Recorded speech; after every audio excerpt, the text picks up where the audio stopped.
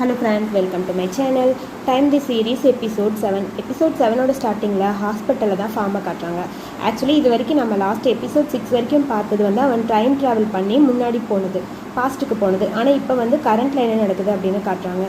அங்கே அவன் பாஸ்ட்டில் இருக்கான்ல, ஃப்யூச்சரில் அவன் என்ன ஆனான் அப்படின்னா ஹாஸ்பிட்டலில் கோமா ஸ்டேஜில் படுத்திருக்கான். அவன் கூட ஒரு ஃப்ரெண்டு சுற்றிக்கிட்டே இருப்பான்ல, மேனேஜர் மாதிரி பூ கூட இருப்பான்ல, அவனும் அந்த பொண்ணும் ஃபார்மை பார்க்கறக்காக அப்படியே வராங்க.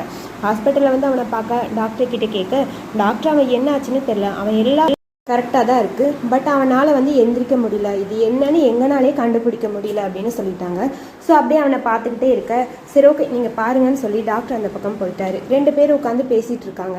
என்னதான் நடந்ததுன்னு ஒன்றும் புரியல. பூவை கொலை பண்ணது யார், அங்கே என்னதான் நடந்திருக்கு, இவங்க 2 பேருக்கு இடையில என்ன நடந்ததுன்னு ஃபார்ம் கண்ணை திறந்தாதான் இது கண்டுபிடிக்க முடியும். உண்மையாகவே இவன் கொலை பண்ணியிருப்பான்னு நீ நினைக்கிறியான்னு அந்த பொண்ணு அவன்கிட்ட கேட்குறான்.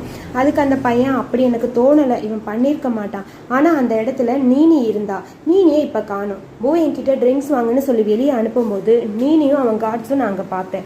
ஆனால் நான் வந்து பார்க்கும்போது நீனி அவன் கார்ட்ஸ் யாருமே அங்கே இல்லை. ஸோ இங்கே என்ன நடக்குதுன்னு ஒன்றும் புரியல. என்னால் இவன் கொலை பண்ணானும் நம்ப முடியல, அதுக்கப்புறம் என்னன்னு புரியல. அவன் தப்பிச்சு போனதுக்கப்புறம் எங்கே போனான்னு பார்த்தா ஒரு கார்பேஜ் கிட்டே இவன் கடந்தான். அந்த குப்பை தொட்டிக்கிட்டே இருந்து இவனை கூட்டிகிட்டு வந்தோம், அதுவும் மயக்க நிலையில். அது மட்டும்தான் எனக்கு தெரிஞ்சுதுன்னு சொல்லி 2 பேரும் பேசிகிட்டு இருக்காங்க. சேம் டைம் அந்த நீனி தான் காட்டுறாங்க. நீனி அப்படியே பைத்தியம் பிடிச்ச மாதிரி இருக்கா. என்ன நடக்குதுன்னு ஒன்றும் புரியல. நானா கொலை பண்ணேன், நான் கொலை பண்ணலன்னு சொல்லி அவள் பாட்டுக்கு கத்திக்கிட்டே இருக்கா. அவளோட கார்ட்ஸ் வந்து அவளை கன்வின்ஸ் பண்ண ட்ரை பண்ண, நான் கொலை பண்ணல, நான் வேணும்னு பண்ணலன்னு அழுதுகிட்டே இருக்கா. ஒன்றும் பிரச்சனை இல்லை, அப்பா கிட்ட இதை பற்றி பேசிட்டோம், உங்களை அப்ராட் அனுப்புறேன்னு சொல்லிட்டாங்க. நீங்கள் அப்ராட் போயிட்டு இங்கே பிரச்சனை இல்லை, சரியானதுக்கப்புறம் வாங்கன்னு சொல்ல, ஆமாம் அதுதான் நல்ல ஐடியா, முதல்ல நான் இங்கேருந்து போகணும், நான் பைத்தியம் இல்லைன்னு சொல்லி அவர் பக்கம் கத்திட்டு இருக்கா. அதுக்கப்புறம் பரிணிதியை காட்டுறாங்க. பரிணிதி யாரோ பாஸ்னு ஒருத்தர்கிட்ட பேசுகிறா. என்ன பிரச்சனைன்னு தெரியல பாஸ், நான் கண்டுபிடிச்சிக்கிறோம், ஒன்றும் பிரச்சனை இல்லை, என் மேலே எந்த தப்பும் இல்லை, இது வெளியே வராதுன்னு சொல்லி என்னென்னமோ பேசிட்டு பாஸ்னு ஃபோனை கட் பண்ணிட்டான். அதை தியான்டோக்கு ஃபோன் பண்ணுறா. என்ன நடக்குது, நீ எங்கே தான் இருக்க, எதுக்கு இன்டர்வியூ கொடுக்குற, ஃபார்மை போய் எதுக்கு நீ பார்க்குற, ஆல்ரெடி அவன் கேஸில் இருக்கான்னு தெரியும்ல, அவனை போய் நீ பார்க்கணுமான்னு சொல்லி அம்மா திட்டுறாங்க. ஒன்றும் இல்லைம்மா, சும்மா தான் பார்த்தேன், சரி இதுக்காக இன்டர்வியூலாம் கொடுக்காத, உன் அண்ணன் இப்போ வரப்போகிறான், உன் அண்ணன் வந்ததுக்கப்புறம் 3 பேர் வீட்டில் உட்காந்து பேசி அதுக்கப்புறம் ஒரு சின்ன இன்டர்வியூ மாதிரி கொடுக்கலாம், ஒன்றும் பிரச்சனை இல்லை, இதை பற்றி நீ வெளியே எதுவும் சொல்லாதன்னு சொல்லி பேசுகிறாங்க. நான் எதுவும் சொல்லலை, நீனியை பற்றி எதுவும் இன்ஃபர்மேஷனும் எனக்கு தெரியலன்னு சொல்லிட்டு அவனும் ஃபோனை கட் பண்ணிடுறான். பக்கத்தில் அவன் கூட ஆக்ட் பண்ண இன்னொரு ஆக்டர் நிற்கிறான். என்ன ஆச்சுன்னு கேட்க, அம்மா என்னை திட்டிகிட்டே இருக்காங்க, என்ன நடக்குதுன்னு ஒன்றும் புரியல, எதுக்கு போய் ஃபார்மை பார்த்தேன், நீனியை பற்றி இன்டர்வியூவில் எதுவும் சொல்லாத, இப்படியே பேசிகிட்டு இருக்காங்க, டென்ஷனாக இருக்குன்னு சொல்லி அவன் கத்த, சரி இந்த அந்த தண்ணியை குடிச்சு நீ கொஞ்சம் அமைதியாகுன்னு சொல்லி ஒரு டேப்லெட் மாதிரி ஒன்று கொடுக்குறான். அவனும் அந்த டேப்லெட்டை போட்டுட்டு தண்ணியை குடிக்க, அதுக்கப்புறம் இவன் சும்மா இல்லாமல் என்ன நடந்தால் நமக்கு என்ன, வாங்கடா நம்ம வேலையை ஆரம்பிப்போங்கிற மாதிரி கிஸ் பண்ணிட்டு அப்படியே ஒரு மேட்ரும் நாங்கள் நடக்குது. ஆக்சுவலி இந்த சீரீஸை பொறுத்த வரைக்கும் ஒன்று பாரில் தண்ணி அடிக்கிறானுங்க, அப்படி இல்லைன்னா மேட்ரு முடிக்கிறானுங்க, இதே தான் சுற்றி வருது. இவன் எதுக்காக டைம் ட்ராவல் பண்ணி வந்தானோ அந்த மேட்ரை தவிர மற்ற எல்லா மேட்ரும் இவன் பண்ணிகிட்டே இருக்கான். ஸோ சுற்றி மேட்ரே தான் காட்டிகிட்டு இருக்காங்க. வாங்க நம்மளாவது சீரீஸ்குள்ளே போகலாம்.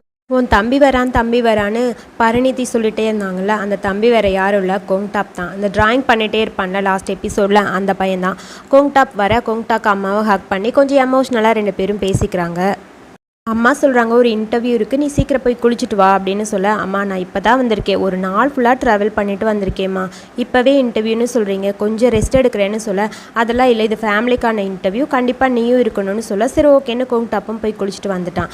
அதுக்கப்புறம் ஃபேமிலி இன்டர்வியூன்னு தியான்டாட்டு, பர்னி, அவன் ஹஸ்பண்டு, அப்புறம் கோங்டாப் எல்லோரும் இருக்காங்க. இந்த இன்டர்வியூவோட மெயின் ரீசன் என்னென்னா, கோங்டாப் மறுபடியும் ஃபிலிமுக்கு ஆக்ட் பண்ண வரப்போகிறான். இது வரைக்கும் அப்ராடில் படித்து கிராஜுவேஷன் வாங்கிட்டான், இதுக்கப்புறம் ஆக்டிங் கரியருக்குள்ளே வரப்போகிறான்னு சொல்லி இன்ட்ரடியூஸ் பண்ணுறக்காக தான், இன்ட்ரோ கொடுக்கறதுக்காக தான் பரிணிதி ஆட் பண்ணி இந்த இன்டர்வியூ அரேஞ்ச் பண்ணியிருப்பாங்க.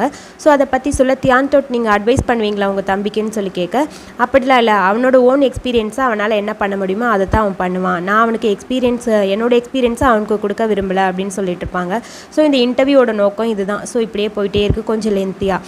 அதுக்கு அடுத்த சீனில் இன்டர்வியூ முடிஞ்சதுக்கப்புறம் இவனை வந்து, அதாவது கோங்டாப்பை வந்து ஆக்டிங் ஃபீல்டுக்குள்ளே கொண்டு வர டைரக்டரை மீட் பண்ண கூட்டிகிட்டு வரான். நீங்கள் வெயிட் பண்ணு, நான் போய் முதல்ல பார்த்துட்டு வரேன்னு சொல்லி அந்த லேடி வந்து அங்கே போயிடுறாங்க.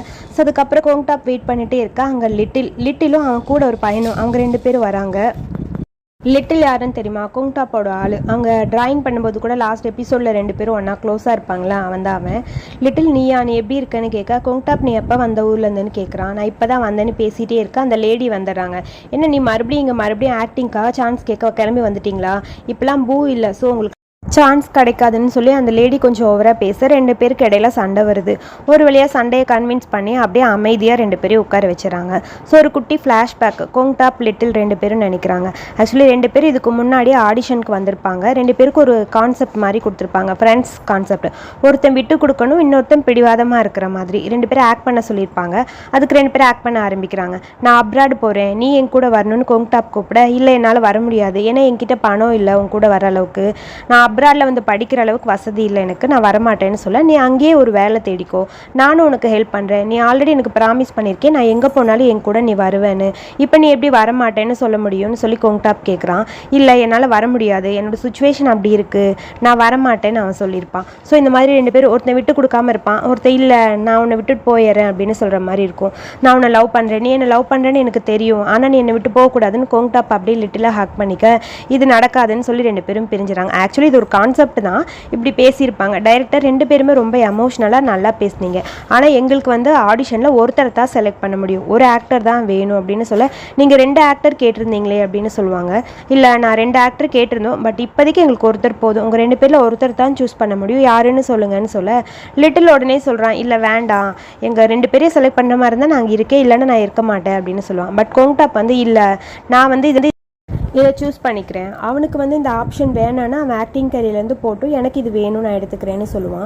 ஸோ இப்படி தான் 2 பேரும் பிரிஞ்சுட்டாங்க போல். ஸோ அது அப்படியே இந்த பாஸ்டில் நடந்தது 2 பேரும் அப்படியே ஃப்ளாஷ்பேக்கை யோசிச்சுக்கிட்டே இருக்காங்க. அதுக்கப்புறம் ஆடிஷனும் போகுது. ஆடிஷனில் லிட்டிலும் ஓரளவுக்கு போஸ்ட் கொடுத்து அது இதுன்னு ஏதோ ஒரு கையில் ஒரு ப்ராடக்ட்டை வச்சு அப்படியே எக்ஸ்போஸ் பண்ணுற மாதிரி ஃபோட்டோஷூட் மாதிரி போயிட்டுருக்கு. ஸோ சேம் டைம் அதே இதில் அந்த குட்டி பொண்ணு ஒன்று அடிக்கடி வந்து அந்த பரணியோட ஹஸ்பண்ட் கிட்டே பேசல, அந்த பொண்ணு சொல்லுது நான் ஒரு பெரிய ஆக்டர்ஸ் ஆகணும், எனக்கு ஆசையாக இருக்குது, ஸோ நானும் டோட் மாதிரி இருக்கணும், ஸோ அவர் மாதிரியே நானும் ஆகணும், அதுக்கு வந்து நிறைய கற்றுக்கணும் அப்படின்னு சொல்லி பேசிகிட்டு இருக்கு. ஸோ இவரும் அப்படியே பேசிக்கிட்டே இருக்க சேம் டைம் அடுத்து இப்போ தான் நம்ம அந்த ஃப்யூச்சர்லேருந்து மறுபடியும் பாஸ்ட்டுக்கு போகுது. அங்கே மயங்கி விழுந்தான்ல லாஸ்ட் எபிசோடில் நம்ம ஃபார்ம் பையன், அதைத்தான் காட்டுறாங்க. அப்படியே கட்டில் படுக்க வச்சுட்டு பக்கத்தில் நம்ம பையும் பார்க்க உட்காந்துருக்க, இந்த பக்கத்தில் அவன் பக்கத்தில் க்ளோஸாக அந்த சைடு கிறிஸ் படுத்திருக்கான். ஸோ என்னடா இவன் எந்திரிக்கவே மாட்டேங்கிறான், இப்படியே இருக்கானே என்ன பண்ணுறதுன்னு ஒன்றும் புரியல, ஒரு நாள் ஃபுல்லாக தூங்கிக்கிட்டே இருக்கான்னு சொல்லி பார்க் புலம்பிகிட்டே இருக்கேன். ஆமாம் ஆமான்னு பக்கத்தில் உட்காந்து பயு பேசிகிட்டே இருக்கான். உனக்கு ஆமாங்கிறத தவிர வேறு எதுவுமே சொல்ல தோணாதா, என்ன சொன்னாலும் ஆமாம் ஆமானே சொல்லிட்டு இருக்க அப்படின்னு பார்க் கேட்க, சரி நீ ரூம்க்கு வா, அங்கே வந்து ஒன்று வச்சுக்கிறேன்னு பார்க் அவனை மிரட்டிட்டு இருக்கான்.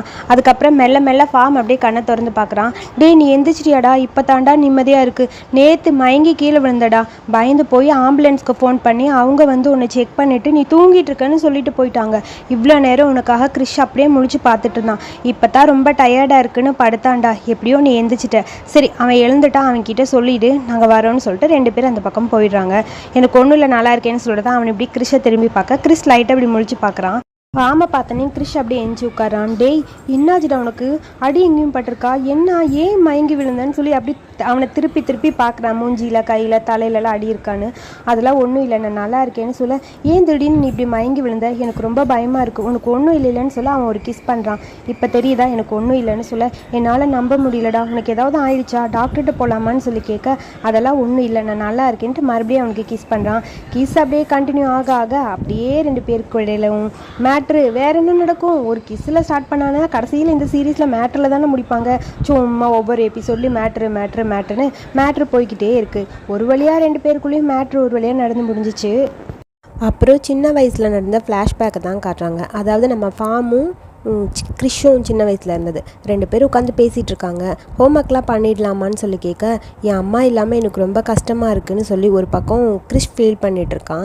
நீ ஃபீல் பண்ணாத, உன் அம்மா மாதிரி நான் ஒன்று பார்த்துப்பேன்னு சொல்லி ஃபார்ம் அவனுக்கு ஆறுதல் சொல்லிட்டு இருக்கான். இப்படியே இவங்க மூமெண்ட் போயிட்டே இருக்க கரெக்டாக அப்பா வராரு, அதாவது கிறிஷோட அப்பா. வந்தவுடனே கிறிஷ் எப்படி இருக்க, நல்லா இருக்கியா, தங்கச்சி எங்கன்னு கேட்க, அவள் வெளியே போயிருக்கா அப்படின்னு சொல்லிட்டு இருக்க.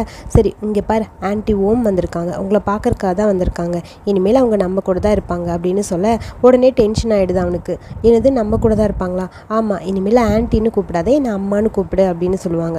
அதை கேட்டோடனே இன்னும் அவனுக்கு செம்ம டென்ஷனை கோச்சிட்டு அப்படியே ஓடி போயிடறான். ஃபார்ம் மட்டும் அங்கே நின்றுட்டு இருக்கான். ஃபார்ம் அவனோட ஃப்ரெண்டுன்னு தெரிஞ்சு ஃபார்ம் கிட்ட மட்டும் ஆன்ட்டி ரொம்ப நல்லாவே பேசுகிறாங்க. ஆக்சுவலி இந்த ஆன்ட்டியை பார்க்குறக்கொன்னும் ரொம்ப பேட் கேரக்டர் மாதிரிலாம் தெரில, ரொம்ப நல்லா தான் பேசுகிறாங்க. அடுத்து ஃபார்முக்கு சாக்லேட்ஸு குக்கீஸு கூல்ட்ரிங்க்ஸ்னு எல்லாமே கொடுக்க கரெக்டாக அந்த இடத்துக்கு அப்பா வந்து கன்வின்ஸ் பண்ணி கிறிஷையும் கூட்டிகிட்டு வராரு.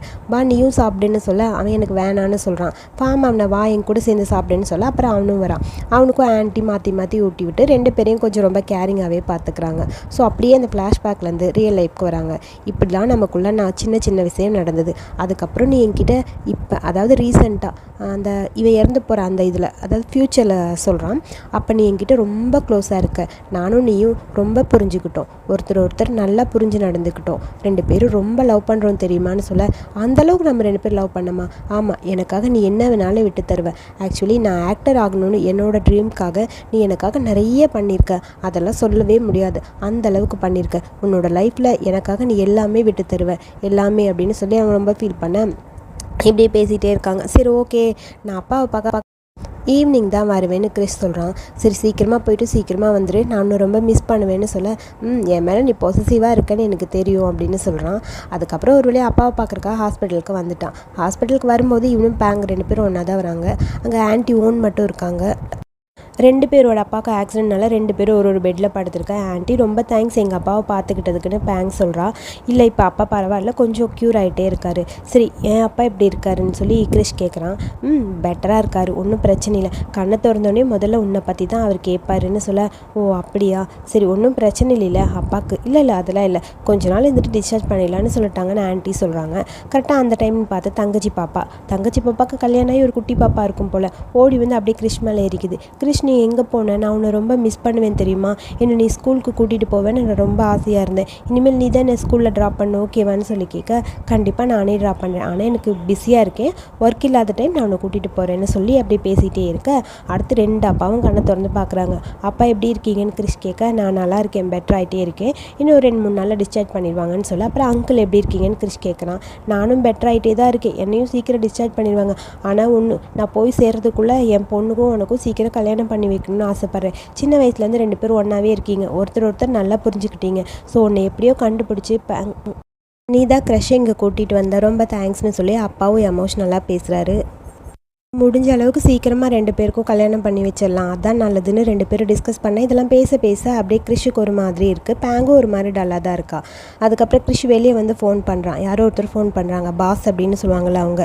என்ன நடக்குதுன்னு எனக்கு புரியலையா, யாரும் நம்ம ஃப்ளாஷ் ட்ரைவில் இருக்கிறதெல்லாம் காப்பி பண்ணி எடுத்துக்கிட்டு இருக்காங்க, அது யாருன்னு சீக்கிரம் கண்டுபிடி, கூப்பிட்டா ஃபோனை எடுன்னு சொல்லிட்டு ஃபோனை கட் பண்ணிட்டாரு. ஐயோ இது யார் ஃபார்மாக தான் இருக்குமான்னு யோசிச்சுக்கிட்டே அப்படி கிறிஷ் நிற்கிறான். சேம் டைம் இங்கே ரூமில் அப்படியே ஃபார்ம் எக்ஸசைஸ் பண்ணிகிட்டு இருக்க, டோர் ஓப்பன் பண்ணிவிட்டு பியூ வர கிறிஷ்னு நினச்சிட்டு, நீ சீக்கிரம் வந்துட்டியா, நான் உன்னை ரொம்ப மிஸ் பண்ணேன்னு சொல்ல, நான்லாம் இல்லைப்பா என்னை யாரும் மிஸ் பண்ணலன்னு சொல்ல, அடப்பாவி நீயாடா அப்படின்னு சொல்லி சிரிச்சிட்டே அவனை பார்க்க, நீ யாரையோ எதிர்பார்த்த போல இருக்குது, அது யாரையும் இல்லை, நான் உன்னைத்தான் எதிர்பார்த்தேன், சரி சொல்லுன்னு சொல்ல, நீ கொடுத்ததெல்லாம் நான் காப்பி பண்ணிட்டேன், இந்த ஆனால் இதில் ஒரு ஷாக்கிங் நியூஸ் இருக்குன்னு சொல்லி ஒரு பென்ட்ரைவை கையில் தரான். அப்படி என்னடா இருக்குன்னு சொல்லி யோசிச்சுட்டே அப்படியே அந்த பென்ட்ரைவை கையில் வாங்கிட்டு ஃபார்ம் ஏதோ யோசிச்சுட்டே இருக்க, இந்த எபிசோடை இங்கே முடிச்சிருக்காங்க. ஸோ இந்த வீடியோ பிடிச்சிருந்தா லைக் பண்ணுங்கள், வீடியோ பற்றிய கருத்துக்கெல்லாம் சொல்லுங்கள். அடுத்த எபிசோட் பார்க்க என்னோட சேனலை சப்ஸ்கிரைப் பண்ணிக்கோங்க. தேங்க்யூ.